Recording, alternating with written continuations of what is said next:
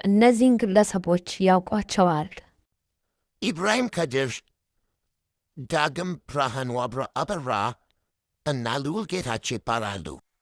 በኢትዮጵያ ውስጥና በዱባይ ስትራይድ ፕሮፐርቲስ የሚባል ኩባንያ አለን በማለት ከኢንቨስተሮች ላይ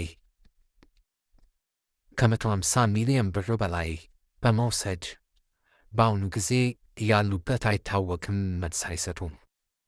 ምናልባት ግለሰቦቹንም ወይንም ደግሞ ኩባንያውን ለመለየት ከረዳው እስቲ አንድ የኩባንያውን የፌስቡክ ማስታወቂያ እንከታተል።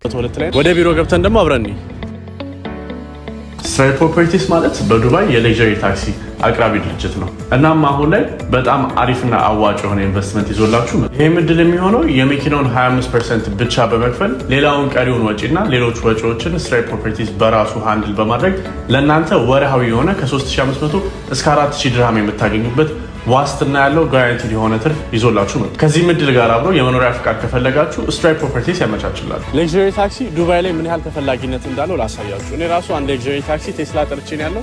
ጉዳዩን ነኝ እዚህ ጋር ቻርጂንግ ስቴሽን ጋር ተሰልፈው የምታዩቸው ቴስላዎች በሙሉ ሌክዠሪ ታክሲ ናቸው። ይሄንን አዋጭ ኢንቨስትመንት እኔ ራሱ ወድጆ ተቀላቅያለሁ።